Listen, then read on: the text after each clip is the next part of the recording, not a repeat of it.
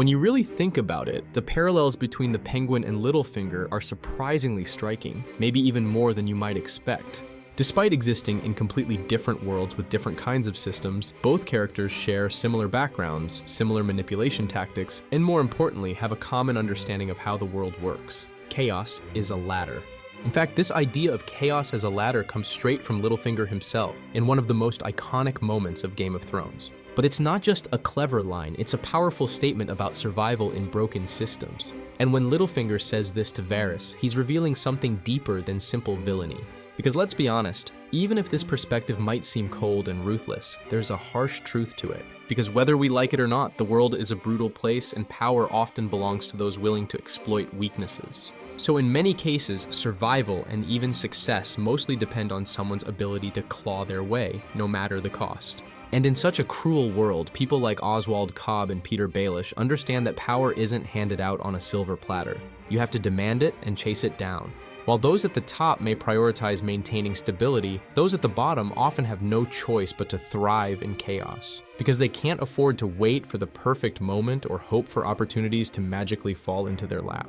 This is a very basic but accurate explanation of what chaos is a ladder means. And even if Littlefinger is the one who says it out loud, if you take a closer look, you'll see that Oswald Cobb has the exact same mindset. Even their paths to power start out in almost the same ways. Both characters begin their stories by serving families more powerful than themselves, and they both go about shaking things up by pitting those families against each other. For example, at the very beginning of his story, Oswald kills Alberto Falcone and then takes his ring and hands it over to the Moronis. By doing so, he puts the blame on the Moroni family and fuels the ongoing tension between them. Similarly, in Game of Thrones, Littlefinger makes the same move. In the very first episode, he orchestrates the assassination attempt on Bran Stark and frames the Lannisters for it. And once they set the stage, they immediately start to plan their next move. Because in such a dangerous game, they know they have to stay 2 steps ahead of everyone else. That's why both Oswald and Littlefinger are so good at playing both sides. They appear to be helpful allies, willing to lend support to either side, so long as it doesn't get in the way of their own interests. But what really makes them masters of manipulation is their ability to read people. No matter who they're dealing with, they're always figuring out how they will react, what they want, and how to appeal to their ambitions. They know exactly how to get inside your head and use it against you. And the thing is, it's not just the big players they manipulate. They're just as skilled at using the smaller players who might be useful.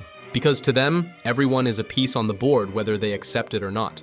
To Oswald, Victor's just as much a pawn as Sansa is to Littlefinger. Both men act like they care and try to teach these people tough lessons about surviving in a brutal world. But deep down, it's not about helping. It's about to control. For people like Oz and Littlefinger, loyalty, honor, and even love are just weaknesses. The only truth is power. And of course, the parallels between them don't stop there. Even their backgrounds are pretty much the same. Both men have been shaped by their past traumas, or at the very least, by the tough circumstances they grew up in. For example, both came from humble beginnings. Both were overlooked, mocked, and dismissed. Even their appearances played a role in defining them. While Oswald was nicknamed Penguin because of his disability, Peter was named as Littlefinger, a name that came from being a small boy from a small place called the Fingers. Even if Peter's nickname wasn't as cruel as Oswald's, it left him with the same kind of bitterness. Because in the end, both names were constant reminders of their pettiness. At this point, we need to understand something. No matter how ruthless and evil they are, if you look closely, you can see that their ways to respond pettiness actually trap them in a tragic cycle, one that they can never truly escape. Now, before we continue with the video, I just want to give a quick shout out and a big thank you to today's sponsor, Manta Sleep. For those of you who don't know, Manta Sleep creates the most advanced sleep masks and accessories designed to help you get the best sleep of your life. Their masks are made with soft, breathable materials and designed to fit any face with a custom, pressure-free feel. Whether you're at home, traveling, or just taking a quick nap, Manta has your back. Plus, Manta offers a range of options for all kinds of sleepers. There's the cool mask to soothe your eyes and sinuses, the weighted mask to calm and relax you, and even the Manta Sleep Mask Sound, the most comfortable Bluetooth sleep mask you'll ever find, letting you enjoy music or podcasts while you drift off to sleep. So if you're ready to upgrade your sleep and start feeling the difference, check out Manta Sleep through the link below and use my code to get 10% off your order. Your sleep will thank you. Now let's get back to the video. I mean, think about it. When someone is humiliated or oppressed by a system, it makes sense for them to hate it. But you would also expect them to reject it, fight back, and even try to change it. But that's not what Oswald and Peter do. Instead of breaking the system, they try to force their way into it. They play by its rules, adopt its cruelty, and do whatever it takes to win. But I think that's exactly what makes their cycles even more tragic. Because instead of realizing their own worth, they internalize the worthlessness that imposed on them. They believe power equals value, and since they are not worthy enough by the system's standards, they feel compelled to climb the ranks to prove themselves. And in the end, this twisted sense of ambition turns them into manipulative figures who thrive on chaos.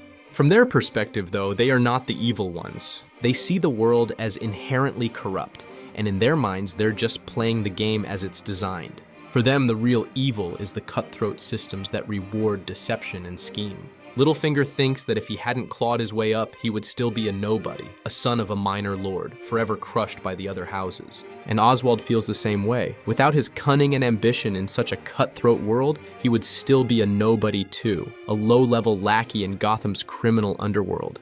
At this point, you could argue that in the end, neither of them truly won. At least in the show, Littlefinger was swallowed up by the very chaos he created, and Oswald, in many versions of his story, has been defeated by Batman.